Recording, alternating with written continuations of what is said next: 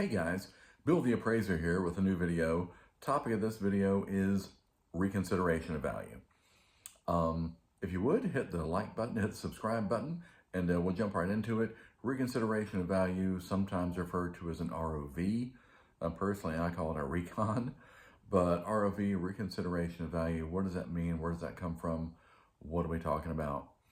For all of you who are in real estate, and I expect a lot of people are, or you potentially could be, just a homeowner out there, or an agent, or a broker, or somebody, an apprentice, potentially looking to get more into the appraisal world. But reconsideration of value is when an appraisal is done, and then whoever the appraisal has been done for, or one of the parties involved, feels like maybe the appraiser didn't get it quite right. Case in point, could be very often you think of it with a purchase where a home is selling for $400,000. The appraiser does the appraisal comes in at $375,000. The appraiser submits it, and then everybody becomes aware of the fact that the appraisal came in under contract, as we say, and then potentially the parties get together and say, well, we need to try to get the appraiser to reconsider, again, reconsideration of value. But keep in mind, it's not just someone telling the appraiser, we think you get it wrong, take another look. What happens, and actually it used to be kind of informal, now there's actually kind of a set protocol established by Fannie and Freddie that is supposed to be followed by the lender. And I have not had to go through that, so I can't tell you exactly what that is, but I think it has to be formalized, has to be written up, and then the parties involved have to submit potential comparable sales. I feel like the appraiser should have considered or should be considered, and or other information that they feel like should be considered. Obviously if it's a question of maybe the appraiser simply just missed something, maybe there was a finished room over the garage the appraiser wasn't aware of, then they would give that information to the appraiser. The appraiser would potentially incorporate that information into the appraisal, submit a new appraisal. It could go that route. By the same token, that doesn't generally happen. Appraisers are mostly on the ball. They don't generally miss things like that. And so they're going to have all that in there. It's a matter of the players, the other people involved, whether it's a buyer, the seller, the agent, somebody, the homeowner, providing information to the appraiser. Maybe there was a significant amount of work done to the home that the appraiser was not aware of, in which case they would write all that up and say, well, the appraiser does not appear to have given credit for this item, that item, the other item, and such. These improvements, new roof, new HVAC, new whatever, keeping in mind that some things get more credit in an appraisal than other things. Some things get a fair amount of credit, some things don't get much credit at all.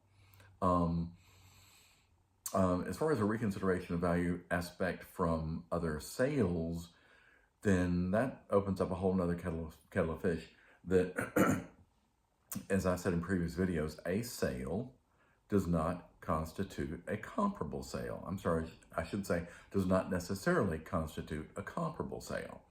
And so I've had that happen before. I had that happen a couple of years ago with one. I believe I told that story before, where I came in just a little bit under contract, and then the agent comes back and says, wow, I can't believe you didn't use the one on the subject street.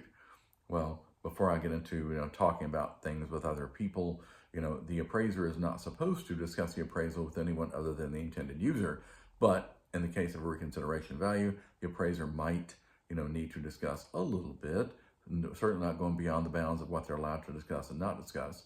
But then come to find out, the agent, when they said, wow, I can't believe you didn't use the one on the subject street.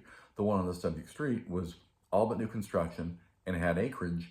And my subject was, I don't know, as I recall, about 50 years old and had no acreage. So the sale they're talking about was not truly a comp. And so that's the thing. I think with the new protocol that I think there's a limit of about 4, maybe 5 comps, sales that the players, the interested parties can submit to the appraiser, and the appraiser is supposed to go through and at least consider each of those comparable sales.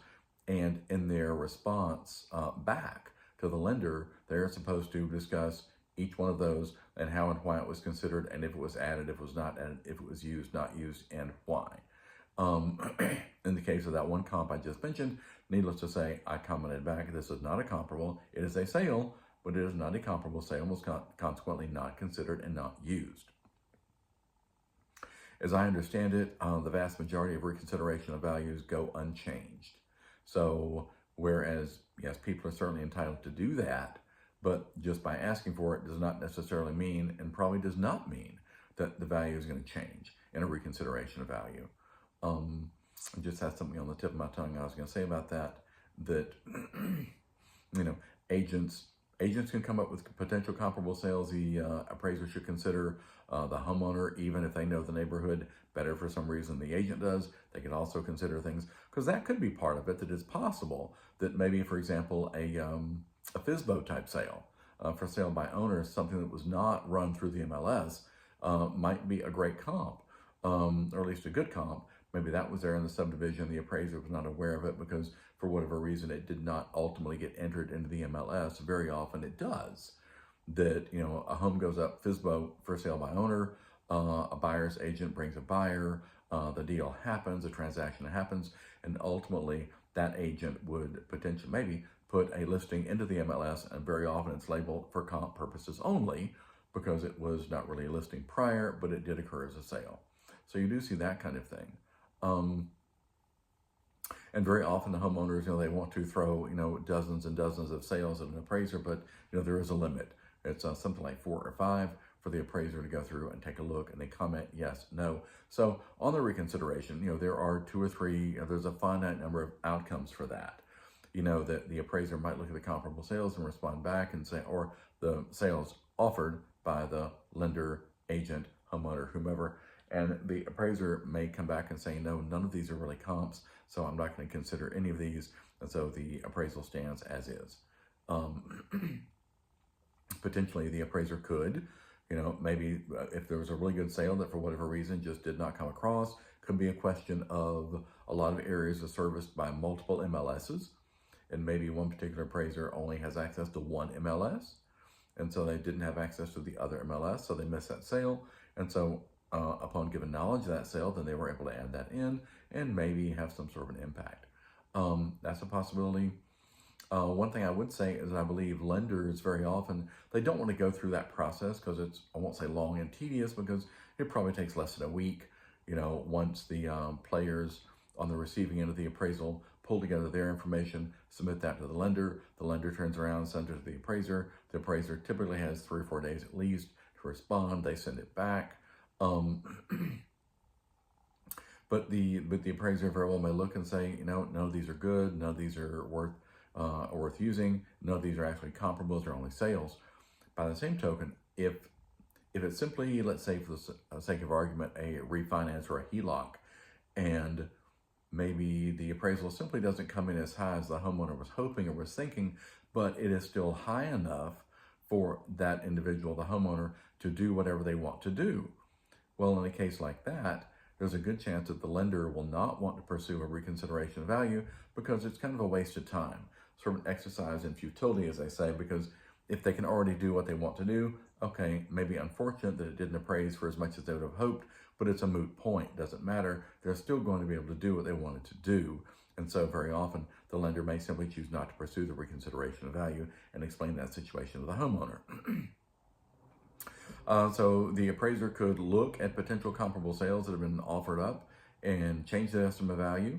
They could not change the estimate of value, and they could potentially say that the sales simply aren't valid. They aren't worth using because they're not truly comparable. Maybe they're more than 10, 15, 20% of the subject's square footage, you know, much older, much newer, that kind of thing. Maybe they have acreage the subject does not.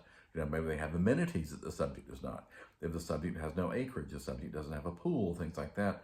And then agents, homeowners come in and offer up these other comparable sales that have some of those amenities. Then the appraiser might say, well, you know, it's really just not comparable, so we're just not going to use it. So anyway, hope that shed some light on the whole concept of reconsideration of value.